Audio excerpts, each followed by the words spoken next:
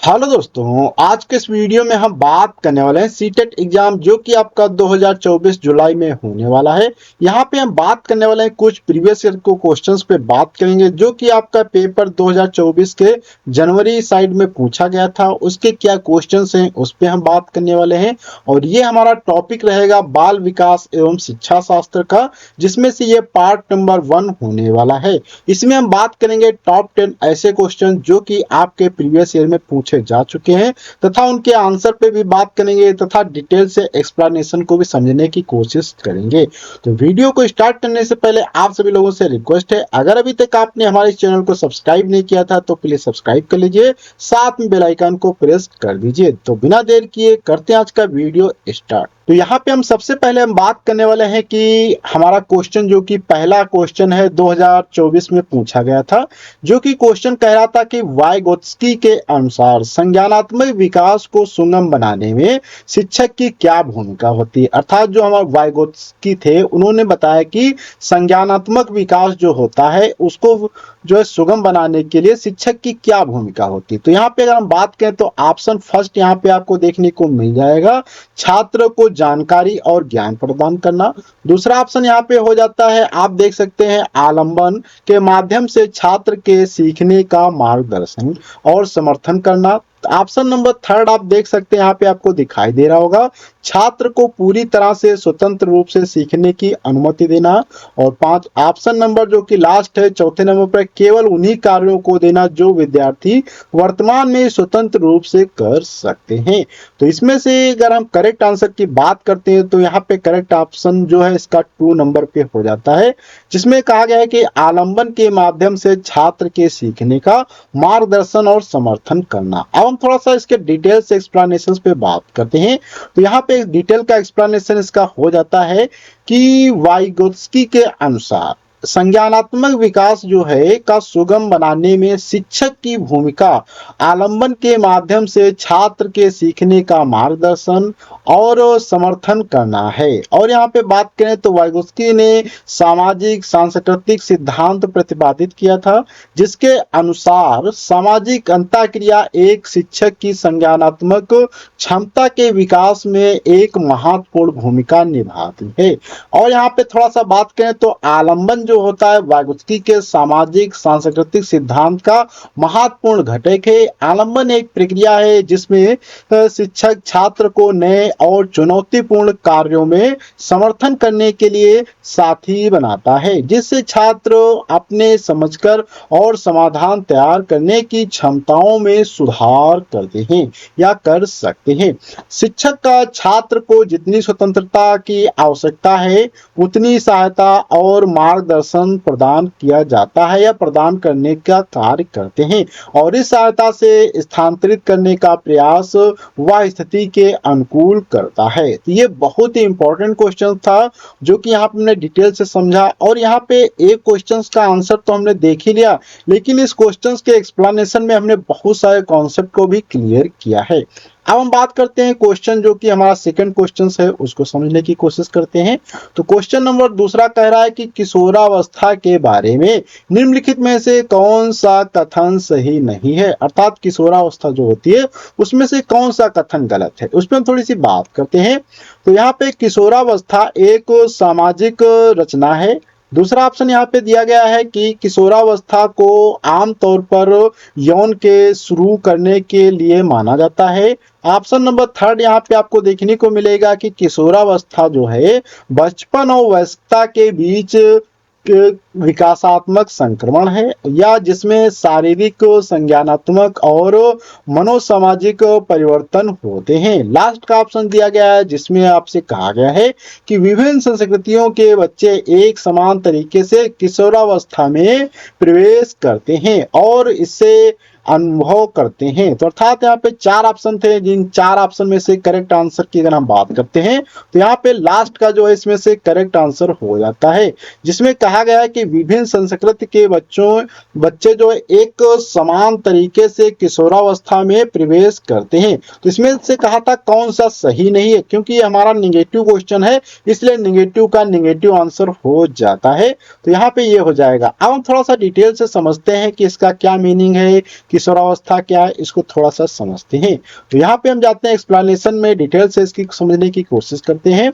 तो यहाँ पे अगर बात करें तो किशोरावस्था के बारे में कथन जो है सही नहीं है चौथे नंबर पर, क्योंकि विभिन्न संस्कृतियों में बच्चों का यौन समारंभ होने का तरीका समान नहीं है, बल्कि विभिन्न सांस्कृतिक, सामाजिक और पर्यावरणीय परिस्थितियों के कारण बच्चों का यौन समारंभ और अनुभव भिन्न भिन्न हो सकता है।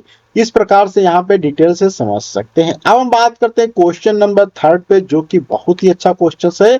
यहाँ पे दिखाया गया कि सुजाता नृत्य प्रतियोगिता में केवल इसलिए उत्सुकता से भाग लेती है क्योंकि वह नगद का प्रथम पुरस्कार जीतने में रुचि रखती है। तो ये सुजाता कैसी लड़की है, इस पे बात किया गया।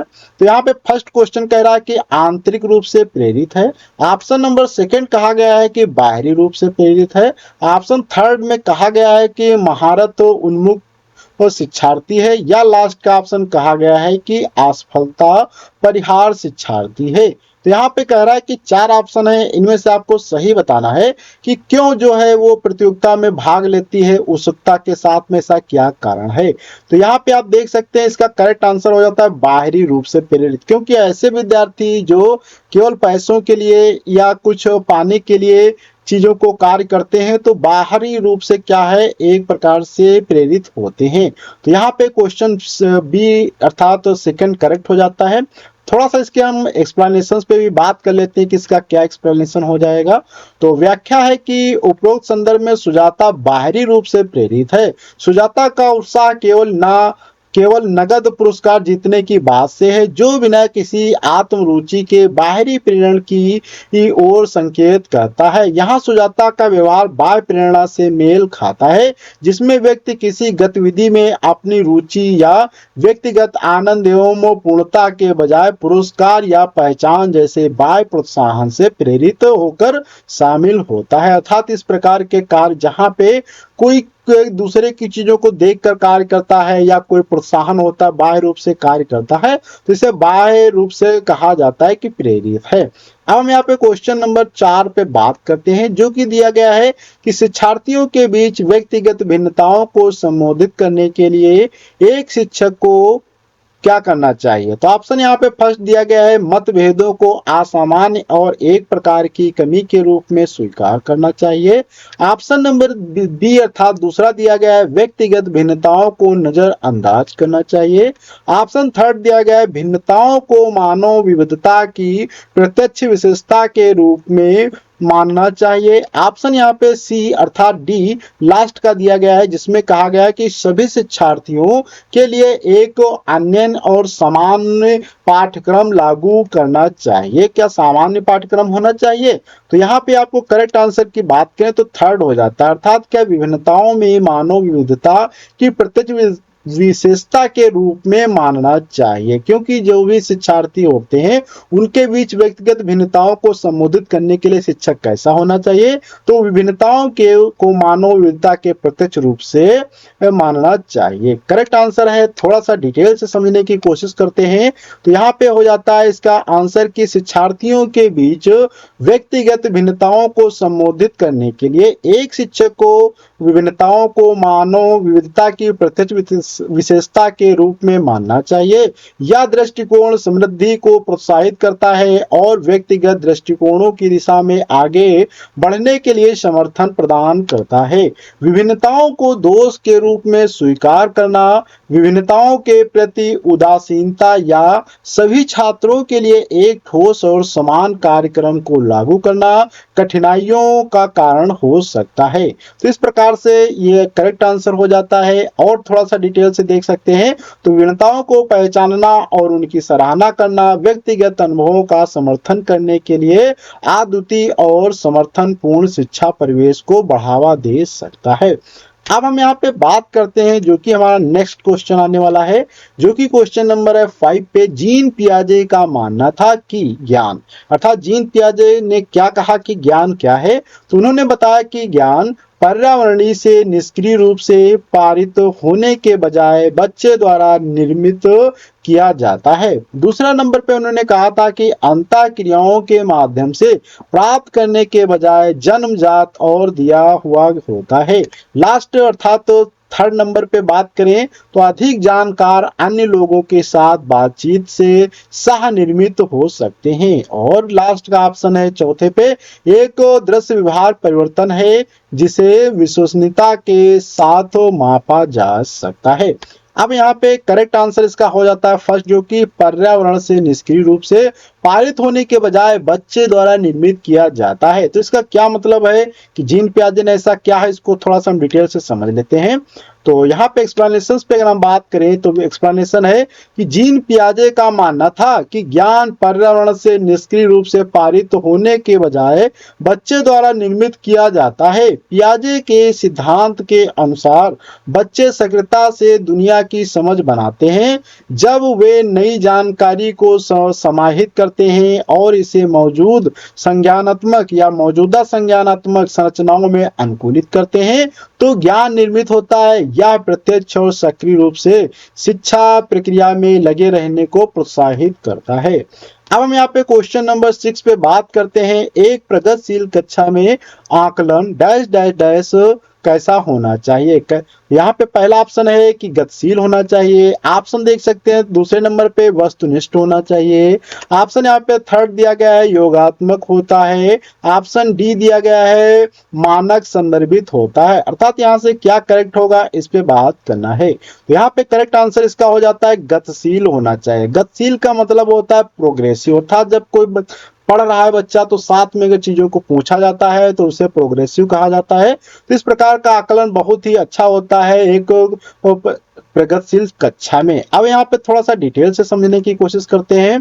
तो यहाँ पे एक प्रगतिशील कक्षा में आकलन गतिशील होता है जिसमें चलते रहने वाले सृजनात्मक मूल्यांकन को जो या मूल्यांकन का जोर होता है। इसमें निरंतर प्रतिक्रिया अनुकूलता और छात्रों के विकास और समझ पर ध्यान केंद्रित होता है जो पूर्ण रूप से स्थिर समापन मापों पर निर्भर नहीं होता है। यह दृष्टिकोण व्यक्तिगत शिक्षा और विकास का समर्थन करता है। बहुत ही अच्छा क्वेश्चन था। अब हम बात करते हैं थर्ड या जो कि 7 नंबर पे क्वेश्चन हमारा यहाँ पे है। निम्नलिखित में से कौन सी प्रक्रिया वातावरण से प्राप्त जानकारी के अर्थ निर्माण और इसे स्मृति में आगे संग्रहित करने के लिए आवश्यक है। क्या आवश्यक है क्वेश्चन दिया गया है का ऑप्शन ध्यान देना, ऑप्शन दूसरा दिया गया है क्षय देना, इसके बाद ऑप्शन दिया गया है थर्ड नंबर पे भूलना, ऑप्शन यहाँ पे आपको मिल जाता है 4 नंबर पे पुनर्प्राप्ति। तो यहाँ पे क्या करेक्ट आंसर होगा इसकी हम बात करते हैं। तो यहाँ पे ध्यान देना इसका करेक्ट आंसर हो जाता है। क्यों हो जाता है इसको थोड़ा सा समझ लेते हैं। यहाँ पे तो डिटेल से समझते हैं। तो यहाँ पे आपको मिल जाएगा कि ध्यान देने की प्रक्रिया वातावरण से प्राप्त जानकारी के अर्थ निर्माण और इसे स्मृति में आगे संग्रहित करने के लिए आवश्यक है। ध्यान देने की प्रक्रिया से आशय है उन प्रासंगिक उद्दीपकों पर ध्यान केंद्रित करना जो प्राप्त जानकारी को संकेतों के रूप में संग्रहित करने की प्रक्रिया को सुगम बनाता है और यह निर्धारित करना कि कौन सी जानकारी असंगत होकर स्मृति में संग्रहित होती है। तो ये बहुत ही अच्छा क्वेश्चन था, एक्सप्लेनेशन भी अच्छा था। अब हम बात करते हैं क्वेश्चन नंबर 8 पे जिसमें कहा गया है निम्नलिखित में से कौन सा एक ऐसे प्रश्न का उदाहरण है जिसमें छात्रों को जानकारी का विश्लेषण करने की आवश्यकता होती है।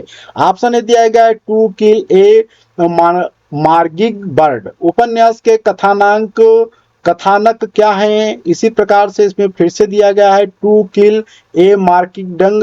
उपन्यास के विषय क्या था। इसके बाद दिया गया था यहाँ पे to kill a mockingbird में लेखक प्रतीकवाद का उपयोग कैसे करते हैं।